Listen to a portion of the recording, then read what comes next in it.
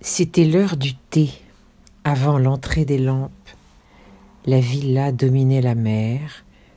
Le soleil disparu avait laissé le ciel tout rose de son passage, frotté de poudre d'or, et la Méditerranée sans une ride, sans un frisson, lisse, luisante encore sous le jour mourant, semblait une plaque de métal, polie et démesurée. On parlait de l'amour. On discutait ce vieux sujet, on redisait des choses qu'on avait dites déjà bien souvent. La mélancolie douce du crépuscule alentissait les paroles, faisait flotter un attendrissement dans les âmes, et ce mot « amour » qui revenait sans cesse, tantôt prononcé par une forte voix d'homme, tantôt dit par une voix de femme au timbre léger, paraissait emplir le petit salon, y voltiger comme un oiseau, y planer comme un esprit. Peut-on aimer plusieurs années de suite ? Oui, prétendaient les uns. Non, affirmaient les autres.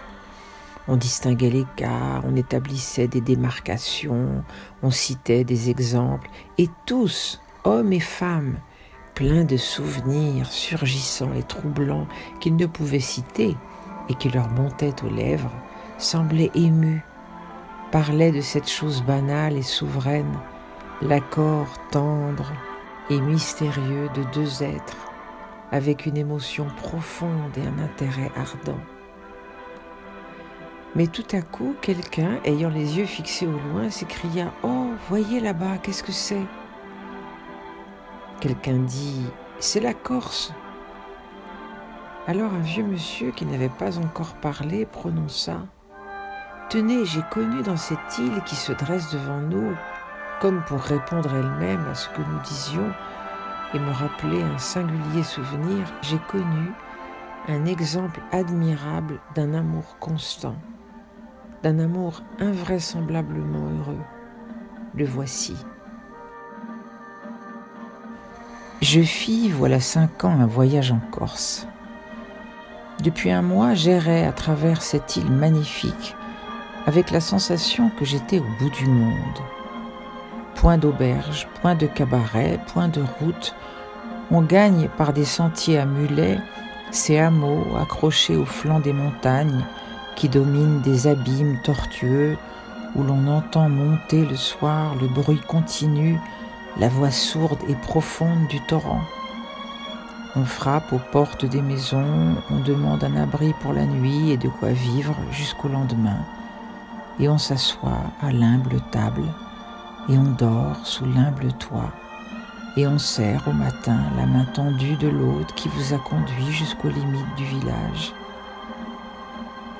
Or un soir, après 10 heures de marche, j'atteignis une petite demeure toute seule, au fond d'un étroit vallon qui allait se jeter à la mer 1 lieue plus loin. Les 2 pentes rapides de la montagne couvertes de maquis, de rocs éboulés et de grands arbres enfermaient comme 2 sombres murailles ce ravin, lamentablement triste. Autour de la chaumière, quelques vignes, un petit jardin et plus loin quelques grands châtaigniers. De quoi vivre enfin, une fortune pour ce pauvre pays. La femme qui me reçut était vieille, sévère. L'homme, assis sur une chaise de paille, se leva pour me saluer, puis se rassit sans dire un mot. Sa compagne me dit « Excusez-le, il est sourd maintenant, il a 82 ans. » Je lui demandai « Vous n'êtes pas de Corse ?»« Oh non, non, nous sommes des continentaux, mais voilà 50 ans que nous habitons ici. » Une sensation d'angoisse et de peur me saisit à la pensée de ces 50 années écoulées dans ce trou sombre, si loin des villes où vivent les hommes.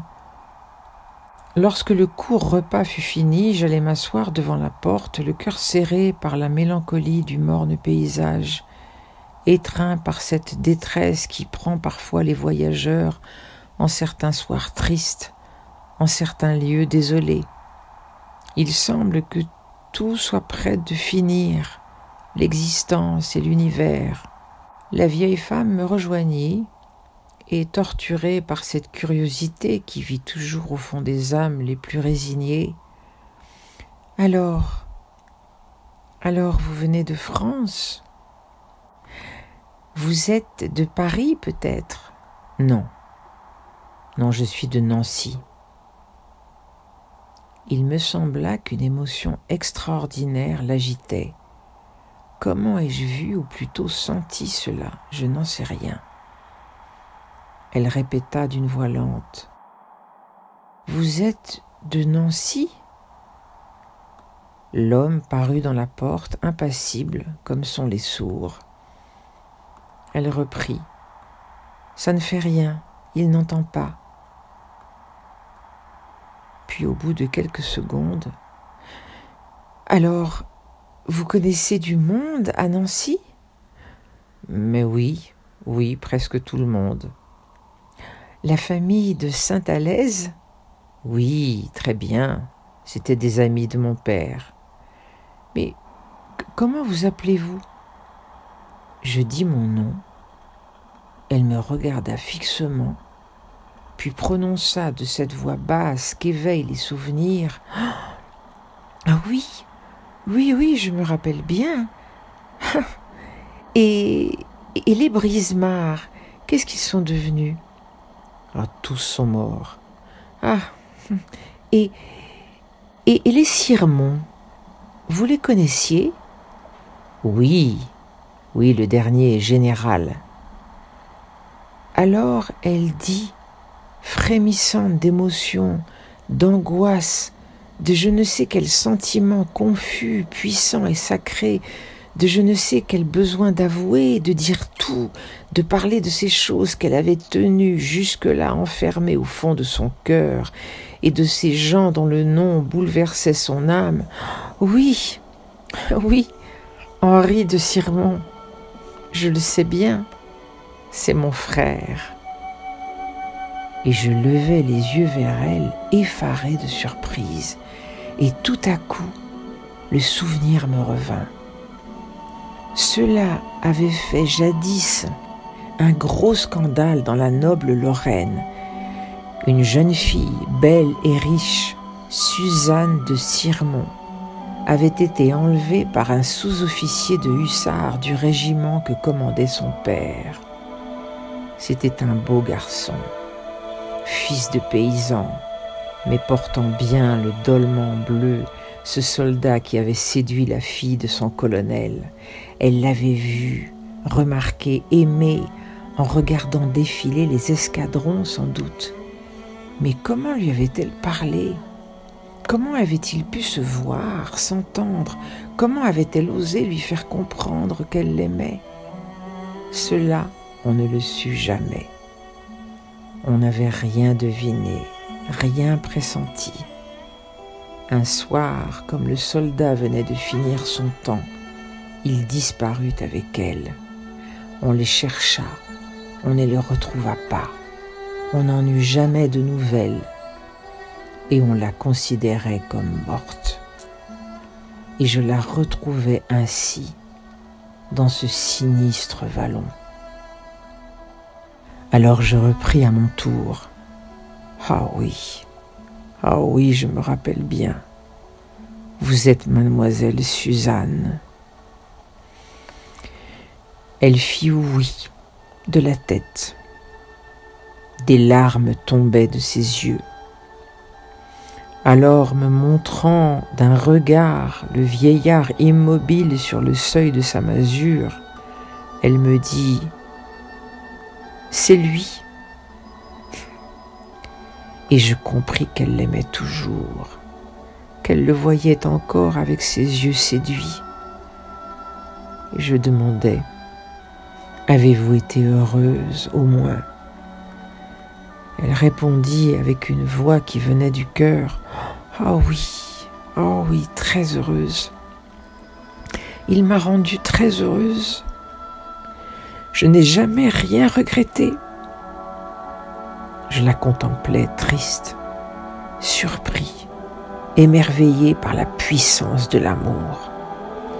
Cette fille riche avait suivi cet homme, ce paysan. Elle était devenue elle-même une paysanne. Elle s'était faite à sa vie sans charme, sans luxe, sans délicatesse d'aucune sorte. Elle s'était pliée à ses habitudes simples et elle l'aimait encore. Elle était devenue une femme de rustre, en bonnet, en jupe de toile. Elle mangeait dans un plat de terre, sur une table de bois, assise sur une chaise de paille, une bouillie de choux et de pommes de terre au lard.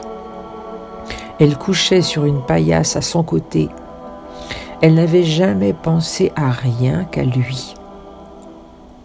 Elle n'avait regretté ni les parures, ni les étoffes, ni les élégances, ni la mollesse des sièges, ni la tiédeur parfumée des chambres enveloppées de tentures, ni la douceur des duvets où plongent les corps pour le repos. Elle n'avait eu jamais besoin que de lui. Pourvu qu'il fût là, elle ne désirait rien. Elle avait abandonné la vie toute jeune et le monde et ceux qui l'avaient élevée, aimée.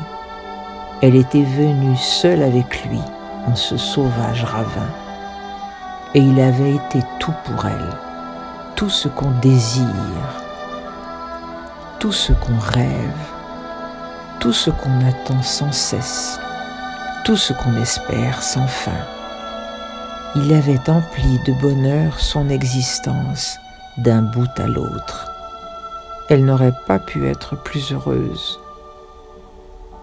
Et toute la nuit, en écoutant le souffle rauque du vieux soldat étendu sur son grabat, à côté de celle qu'il avait suivie si loin, je pensais à cette étrange et simple aventure, à ce bonheur si complet, fait de si peu.